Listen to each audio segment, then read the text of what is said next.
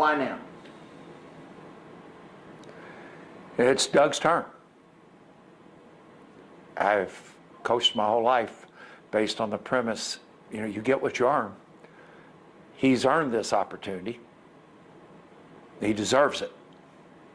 From being a student here, a student athlete here, coaching at Louisville, Xavier, Louisville, Eastern, back to Bellarmine, lives right here. It's his turn. When did you make the decision? I have no idea. I don't think you ever pinpoint. I think you trust experience as the greatest teacher. And I preach that to players. I have for 47 years. And the experience has taught me that to assess things, evaluate constantly. And the evaluation was, it's time. Did you know after the last game? No. You didn't? No. So you took... You would never make a decision like that during a season, never. It's too many emotions, the highs, the lows. No, never, no. And again, a lot of it goes back to caring about Bellarmine. And I know I can demonstrate how much I care about not only Bellarmine, but this entire community by entrusting this basketball program in the hands of Doug. When you look back on it, 20 years here, the program you took over to what is here now, what kind of things go through your mind? Well, I look at a much bigger picture. I've coached 47 years, 46 of them in this community. And in the statement that I released, I'm proud of this.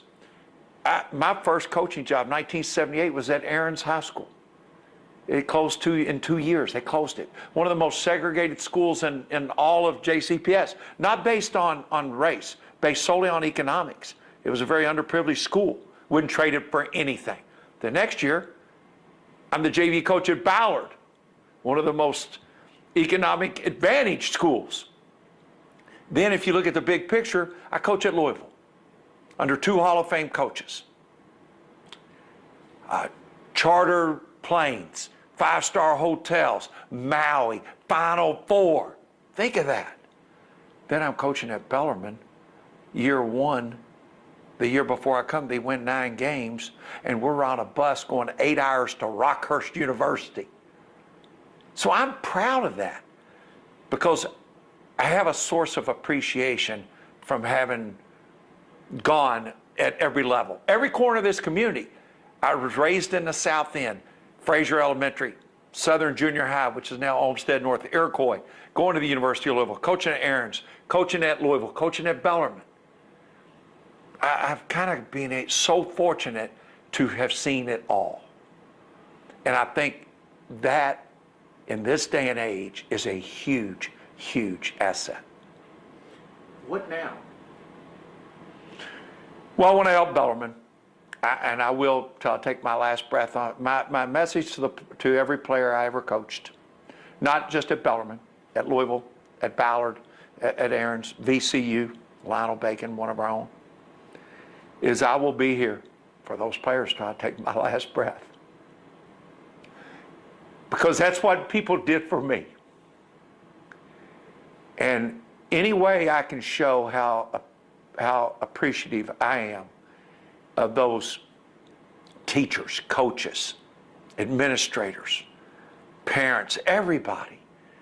I mean, you think of my journey, 47 years.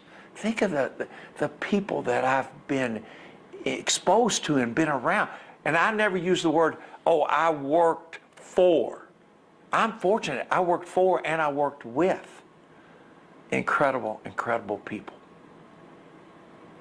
Basketball and coaching and teaching is about human beings. They have emotions. They have feelings. They have passion. And my goal, I got a call. It was an incredible phone call. C.J. Fleming, now a high school coach, having his second child in Cincinnati. Both of us were just crying. But I think the reason it's important, there's hundreds of thousands of players that look like a C.J. Fleming, a Justin Betts. How come they're not? And I think that's the goal, is to get it out of them. Why? People got that out of me. I could have gone the other way.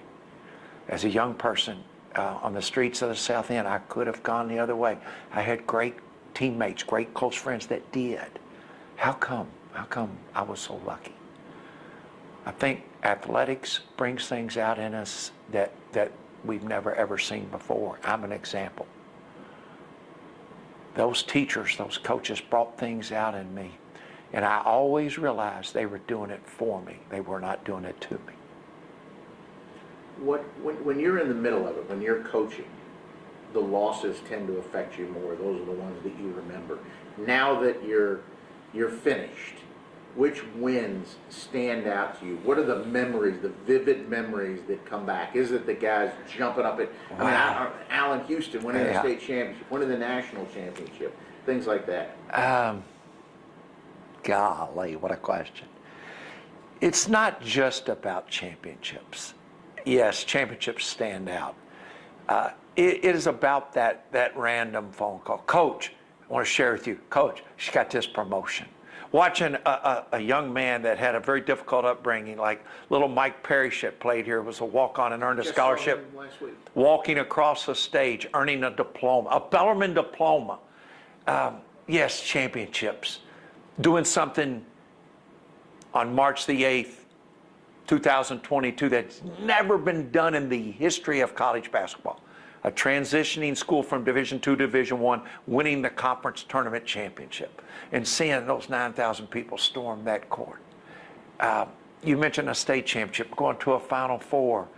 But then I go back and I sit in a back pew and watch a wedding, and there's 7 teammates up there with a teammate who's getting married, and they never knew one of them till they stepped foot on this campus. They're from all over the Midwest, sometimes all over the country. Gosh, the biggest wins. It just, I've said throughout my career, I'd be able to cash those emotional paychecks a lifetime. I can do it now. When I run, maybe I won't be thinking about individual instruction that day.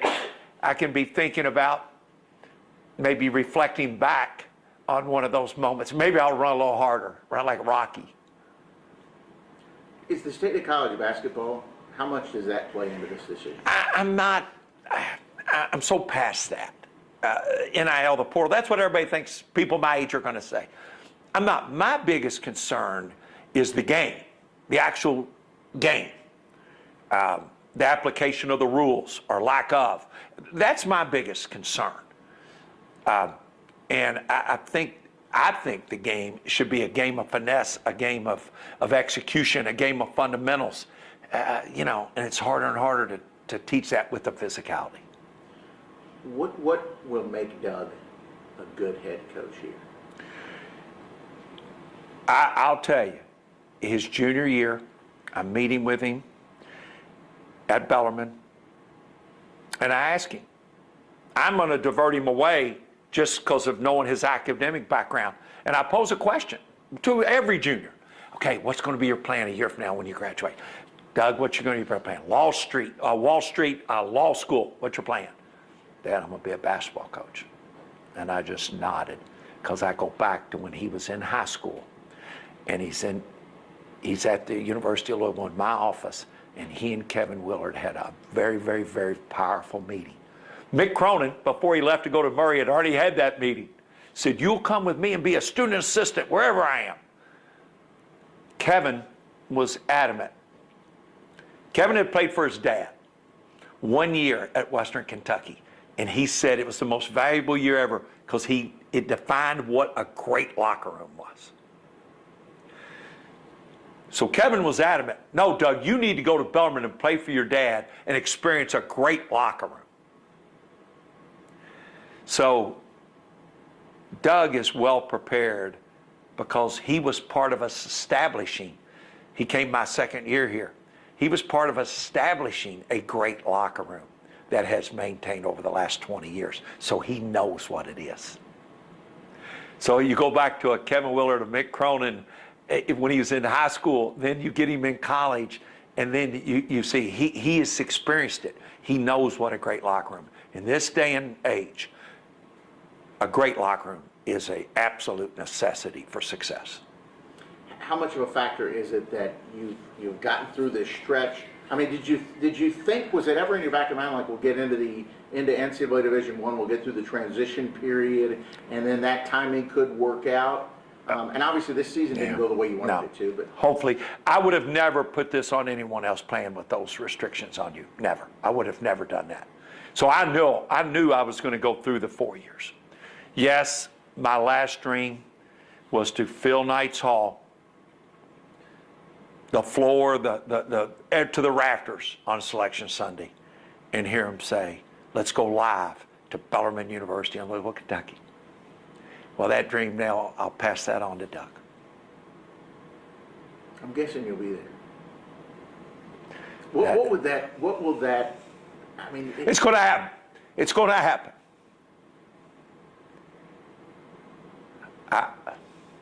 I would want to stay as far back as I could to watch everybody. If you don't believe that, go to the 2011 National Championship game in Springfield, Massachusetts. The horn sounds, and I shake hands with Ken Walsh, the head coach of Hawaii, BYU Hawaii, and I vanished. I wanted to go as far away to watch the players. We had 13 busloads of students from Bellarmine go all the way to Springfield. I wanted to watch the parents. I wanted to watch the managers. I wanted to watch everybody. That opportunity, when it happens, I want to be as far away, maybe up in the catwalk, to where I can look down and see every single person. That has always been my greatest thrill in coaching. What's the grandkids? I would imagine they may be the big winners here. They get a free babysitter and with a bunch of free time. Ren gave me a present for retirement. Ren's 6 years old. She loves school. She gave me a present, and she was very, very proud of her present. She gave me the car seat to put in my car so I could pick her up if she needed a ride to dance or Girl Scouts or basketball or soccer or cross country. She said, I have a present for you because you can now ride me instead of deferring to my wife with a car seat in her car. That was my present. That's my retirement gift. What would you change? The transition rule. That's so easy for me. What the pressure it put on this university, staff, financially, the commitment that it made on this university of dotting I's, crossing T's for 4 long years, don't do it to the players. The players had nothing to do with that. Do it financially, it's a commitment. Do it facilities-wise, that's a commitment. Do it staffing-wise, do it, it's fine. Don't do it to the players. Why is that difficult? People kick back at me. You knew what you were getting into. Oh, nothing's changed in the last 5 years, has it? Why didn't we change this? The ASUN's going to be a 1-bid league. We weren't costing anybody money. We weren't taking a spot. I mean, it scarred me. March 8th, 2022, we earned that bid. They didn't give that to us. We earned that. And it should have been rewarded. Those players should have been rewarded. Why is that so difficult for me? I am the one that looked them in the eye. I know what it was like. No one else did, but myself and that staff. Was that in that moment when you win? You think you can go to the NIT, Yes. right? Still. There was confusion at the time, yes. I found out at 10 o'clock the next morning. How tough was that? How tough was it? How tough was it to tell your players, those kids that you recruited here, that you're not going to coach them? This new team? You told them when you told them last night? Now, they all knew we had a plan all along. Now, we had a plan all along. They know in the recruiting process that Doug was going to be the next coach. Why is that important? Because I just kind of downplay the word culture. I stress the word program means we have a plan, and we have a plan. I went through the transition from Coach Crum to Coach Pitino, from Coach Olson to Tom Church. I know you got to have a plan, and I want all these players to know we have a plan, and that plan is academically, athletically, and socially, because socially now is part of the plan. It has to be. So no, they're fine. We had them all at a game in January. They were all here together. All the players that are coming all came on the same, all but one. He's the furthest away. But no, they're a very, very close group and a very talented group. And we've made a commitment to recruit high school players. I mean, it's a great class, not a good class. It's a great class because high school players are being passed over. They are. It's reality. I mean, that's no breaking news. Would this decision right now happen if what happened in April hadn't happened? If you had, I mean, when you have two kids come at the end of the portal and say they're leaving, Three. That changes. There was three. There was three. So last year we lose two starters who both left here with their MBAs. One works for ISCO, the Kirchdorfer's phenomenal business. One works at Morgan Stanley with Tom Peroni and Will Wolford. Unbelievable careers. And the portal last year was 6 weeks. It wasn't 4 weeks like it is this year. And a day and a half to go in the portal, we lose three starters. Here's the decision that was very, very difficult. After 6 weeks of the portal being open, what's left? Because don't kid yourself, the 6 weeks, it's done much before that. So it's probably 8, 10, 12 weeks. Day and a half left. Slim pickings, there's not much left. I had to make a tough moral decision. Am I going to compromise 19 years of what I've invested in my life to do things the right way, academically, athletically, socially, and take this pool of players, or am I going to open it up and lower my standards? I couldn't do it. We brought in Jack Karasinski, Miles Watkins, phenomenal young men. We hit it great with them. So, you know, that was a tough moral decision. But we wanted to do it the right way. There's too much invested academically in this program, what they've achieved. We're very, very strong in the internship program. I mean, you look at these players who are interning in Norton Healthcare, Morgan Stanley, ISCO, Superior Mobility. You go on, I'm going to start leaving them out. You go on and on and on. Argy Financial. I mean, we've had people interning with incredible situations because that's real NIL. That's going to pay off the next 45 years of their life. Those are careers. So that was very important to us in making that moral decision. Get the type of players that we're going to, these people that are so generous with these internships would want these people in. And we've had them all around this community. I mean, I can go on and on who we've had them with. And it's unbelievable. Jeff Wachter, one of our own players, and he does medical devices, and he's just rolling through our players, and their careers. If they play basketball in Europe or in Australia, great. But you're doing it with a Bellarmine degree in a pocket, and you have a future. Finally, your message to basketball fans in this community who have watched you go through this journey and gone along with you in many instances. I have two messages. One, obviously, I'm so thankful. But if one young person at a Fraser Elementary, an Olmsted North, an Iroquois, a similar type school, if they spend a little time and say, well, how did he do it? How did he make it? How did this guy make it? Who lost his dad at 9 years old, had a mother with a one-room schoolhouse education who ran her own business. Well, wow, he didn't have things either, and he made it. If one kid says, man, I can do that, then it'll all be worthwhile. It's real ironic.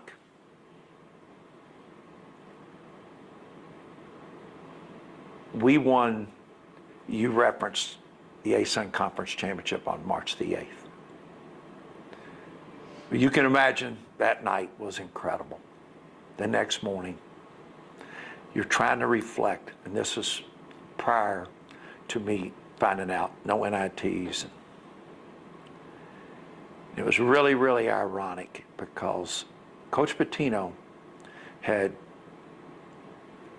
challenged me to get healthy, to take care of myself so that I would see Russ and Doug achieve lifelong accomplishments. And how thorough he is, he knew. And in that 1 year, I lost 73 pounds to avoid, my father died of a heart attack when I was 15 feet from me. And I was talking to Coach Pitino this morning, and we were recounting the story.